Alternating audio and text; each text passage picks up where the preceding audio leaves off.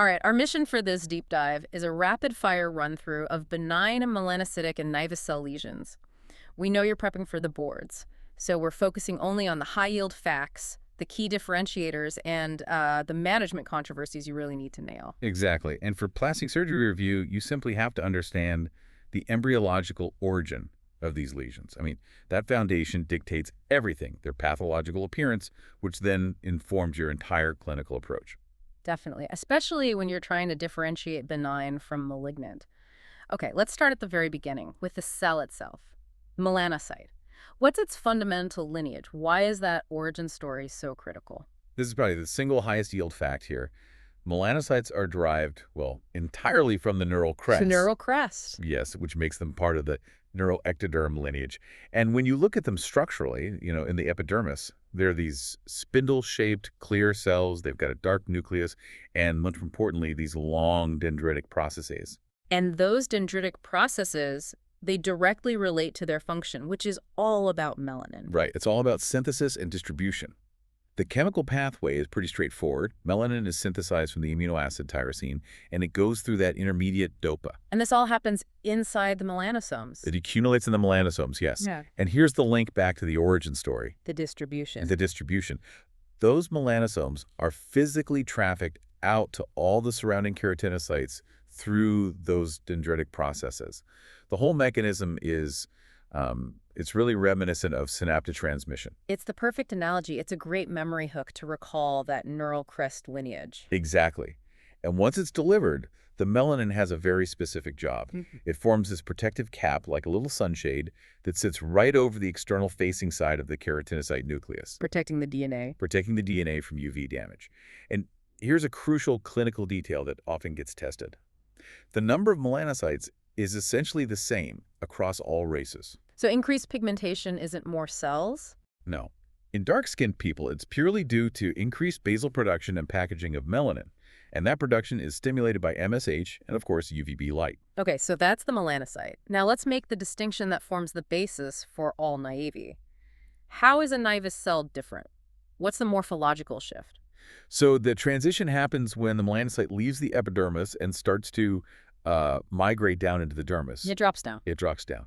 And this movement changes its shape. The nevus cell loses its dendritic processes. It becomes round or cuboidal instead of spindle-shaped.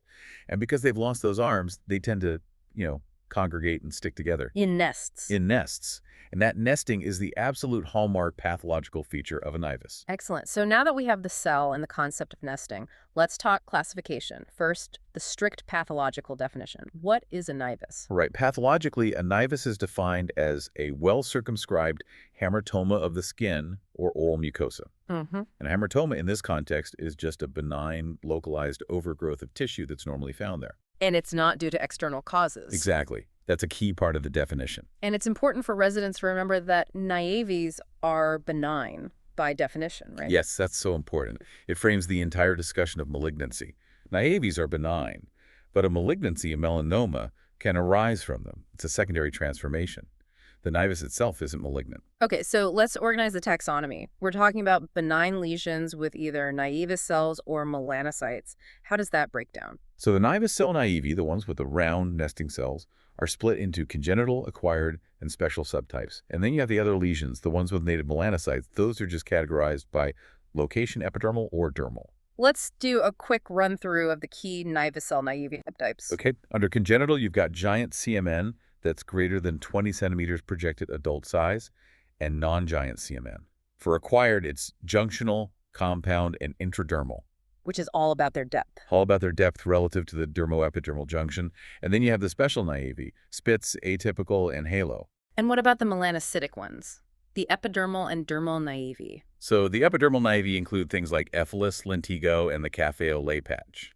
The dermal lesions, where melanocytes get arrested deep down, include the blue nevus, Mongolian blue spot, nevus of Oda, and nevus of Ito. All right, let's get into CMN, where the management protocols have changed so much. First, the basics. What defines a giant CMN and what's its incidence? The definition of giant CMN is key for your exams. It's a projected adult diameter greater than 20 centimeters. And while all CMN are common, giant CMN is actually quite rare. The incidence is about 1 in 20,000 live births. And here's where the story gets really interesting. The historical risk of malignant transformation was terrifyingly high, which led to some very aggressive early surgery. What's the current evidence telling us? I mean, the lifetime risk is highly controversial. The data has just shifted dramatically. Mhm. Older retrospective studies reported risks as high as 45%. Which is a staggering number. Yeah, it is. But recent high-quality prospective reports have put that risk much, much lower. We're talking generally between 0.7% and 2.4%. For you, it's important to understand why that shift happened. The older data was almost certainly inflated by selection bias. So if a melanoma does develop in one of these patients, when does that typically happen? It is overwhelmingly a childhood disease. The median age for a melanoma diagnosis with CMN is just 7 years old. The risk does increase with the size of the CMN, but, and this is a huge point, a significant proportion of these melanomas arise outside the CMN itself. Which completely undermines the rationale for just cutting out the whole thing for prophylaxis. It completely undermines it. The cancer might show up in adjacent skin or even in deep structures. And beyond melanoma, CMN has other significant risks, particularly CNS abnormalities. Yes, neurocutaneous melanosis. It's a spectrum, from developmental disorders to intracranial melanosis. The really serious concern is leptomeningeal melanosis. It can be benign or malignant, but when it's symptomatic, it carries a uniformly poor prognosis. So who needs to be screened for that risk? You need to know the risk factors. Multiple satellite naivety, any sign of abnormal neurodevelopment like seizures, a CMN located in the midline of the trunk or calvarium, or a projected adult size over 40 centimeters. And if those are present? If any of those are present, the patient needs screening with a CNS MRI before 6 months of age. That is a non-negotiable fact for clinical practice and for the boards. Okay, let's tackle the historical management controversy, the theory of Abtropfung. Why were we doing early curettage a century ago? Ah, yes. Unna's dropping-off theory from 1893. The belief was that Nivus cells were only superficial in a neonate, and they sort of deepened and migrated into the dermis later on. So the idea was to get them out early. The idea was that curettage or dermabrasion in the first few weeks of life could basically remove all the cells before they migrated too deep. But modern embryology has completely invalidated that migration theory. Completely. It's based on a totally outdated view. The current evidence-based consensus, from teams like the one at Great Ormond Street, is that no surgery is offered for malignancy risk reduction. That rationale is considered fallacious. So if not for risk reduction, what's the current indication for surgical excision of a CMN? It's almost entirely for cosmetic reasons now. Routine surgery is postponed until after the first year to lower anesthesia risks. We really only reserve surgery for compelling cosmetic cases, like a large facial CMN or maybe a single, easily excisable one. Okay, moving on to the acquired naivety. This is a classic histology question. Differentiate between junctional, compound, and intradermal naivety. Right. You can think of this as a maturation sequence over a patient's lifetime. You start with the junctional nivus. That's the earliest stage. Where the nests are exclusively at the dermoepidermal junction. Exactly. Clinically, they're flat, smooth, often irregularly pigmented, very common in kids. Then you get the compound nivus, the transition stage. Now you have nests at the junction and also extending into the dermis. So they become slightly raised. They become slightly raised, round, more well-circumscribed. And finally, you get the intradermal nivus. This is the most mature stage. The nests are now clustered solely within the dermis. And those are the classic dome-shaped moles you see in adults, sometimes non-pigmented or hairy. Precisely. Let's talk about the special naivety, the Spitz nivus. It used to be called juvenile melanoma. Why is that term so problematic? The term juvenile melanoma is misleading and, frankly, dangerous because Spitz naivae are fundamentally benign. They were called that because they share some histological features with melanoma, but they are not malignant, and they can occur in adults too. So, given that potential for confusion, what is the standard management? Treatment is surgical excision with narrow margins. But the excision is required not because the Spitz nivus itself is cancer, but because the pathologist absolutely needs the full sample to rule out the more aggressive variants. Like an atypical Spitz nivus or a true spitzoid melanoma? Exactly. You have to make that critical distinction. Okay, what about the halo nivus? This one involves an active immune process. It's a fascinating lesion. A halo nivus is just a normal central nivus, but it's surrounded by this perfect ring of depigmentation, the halo. And that halo is significant. It's highly significant. It represents active regression of the nivus due to a localized immunological attack. The body is generating anti-melanoma antibodies that are destroying the pigment cells. So what does that mean for treatment? It means you do nothing. This is a textbook case for expectant management. They're very common in older children and teenagers, and they just tend to regress spontaneously over time, often leaving a small white scar. You treat the diagnosis, not the lesion.